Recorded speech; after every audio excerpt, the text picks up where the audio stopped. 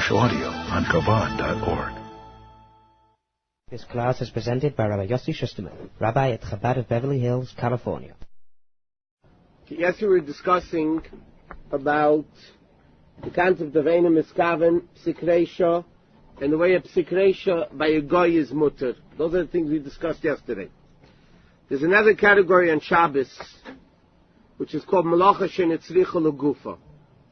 Malacha Shenetzricha L'Gufa means you do a work on Shabbos, but what you're doing, you're not doing it for the primary purpose of why the Malacha was done in the Mishkan. To give you a simple example, digging a hole on Shabbos is forbidden. Digging a pit is forbidden. In the Mishkan, digging a pit was forbidden on Shabbos. What was the purpose of digging a pit? For people to use it as a shelter or for storage. You're basically digging a pit because you want to put things into, or you want a bunker, or whatever you want to call it, but that's why the malacha of digging a pit. What happens if somebody digs a pit not because they want the hole in the ground? They need dirt. If there would be dirt in a place where you didn't have to dig, they wouldn't dig. They're not interested in making a hole. They're not interested in a shelter or whatever it is. They need dirt. So how do you get dirt? By digging a hole. Get the dirt. That is called malacha shenetzricha l'gufa, because you're not doing the malacha for the normal purpose of why the malacha was done. I'll give you another example. There's another malacha on Shabbos is called kibui, extinguishing a fire. The purpose of the malacha, of the biblical malacha of extinguishing a fire on Shabbos, was for two reasons. Either the guy wanted to make coal, to make charcoal. How do you make charcoal? By lighting something and then blowing it out so you're left with charcoal. Or somebody's purpose of extinguishing the fire, as you know, it says in Shulchan Aruch, not everybody knows it, but Shulchan Aruch says that it's proper that the husband prepares the licht for Shabbos. The husband should do it, and he should light the candles, and then blow them out. Why is it preferred to do that? Because we all know when a candle is already pre-lit, it's easier to light a second time. It's easier to light, if you have a candle that was already burnt a little bit, it's very easy to light. And the first time to get the candle going is much harder.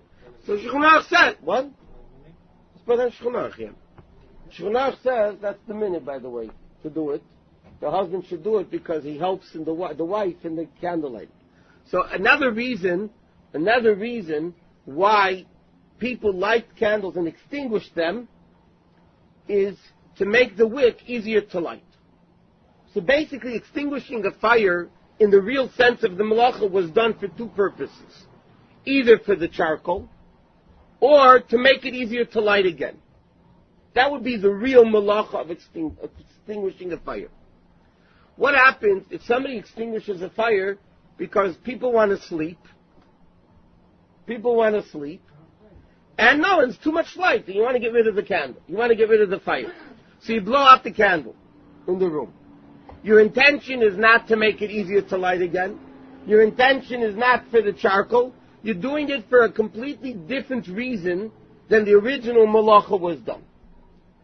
So what's the halacha of this concept of malacha shenetzricha l'gufa? So in the Gemara in Shabbos, there's an argument between Rabbi Yehuda and Rabbi Shimon. Rabbi Yehuda says chayiv, because l'poel, Rabbi Yehuda says you did the malacha.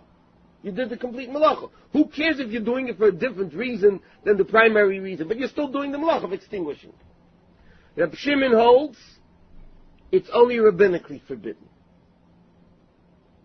The Rambam is practically the only one. There might be a few more, but basically the Rambam paskins like Rabbi Yehuda that's chayiv, malacha shenetzricha l'gufa, but everybody else, including Shulchan Aruch, paskins it's only rabbinically forbidden. So again, if somebody is in a room where there's a candle burning and it's too light for the person who wants to sleep, if they extinguish the fire for the purpose of somebody sleeping, it's only rabbinically forbidden. Which, by the way, one second, can make a very big difference in practical halacha. For the sake of a sick person, you're allowed to tell a guy to do things on Shabbos. If the room is cold, yeah. Anyway, okay, there's a big difference if it would be rabbinically forbidden or biblically forbidden. One you would be allowed to be more lenient enough. To give you another example. What happens if you're not allowed to trap on Shabbos. What's the purpose of trapping an animal on Shabbos? Because you want to use the animal, right? That's the normal reason for catching an animal, trapping an animal on Shabbos. What happens if there's a fly which is annoying you? And you catch it with a cup, and you put a cup over the fly. Okay? Basically, you're trapping the fly, which is forbidden. But your purpose of catching the fly is not because you want the fly, which is the real purpose of catching an animal. You're doing it because the fly is bothering you. You want to get rid of it. If the fly wouldn't be here, you'd be happier. That is malacha she'eina tzricha legufa, which again, halachically is still rabbinically forbidden. You can't catch a fly on Shabbos. You can't even go like this on Shabbos and catch a fly, because you're catching. It's rabbinically forbidden because it's malacha she'eina tzricha legufa, because, like we said, the main purpose of trapping is to use the animal. You don't want the animal.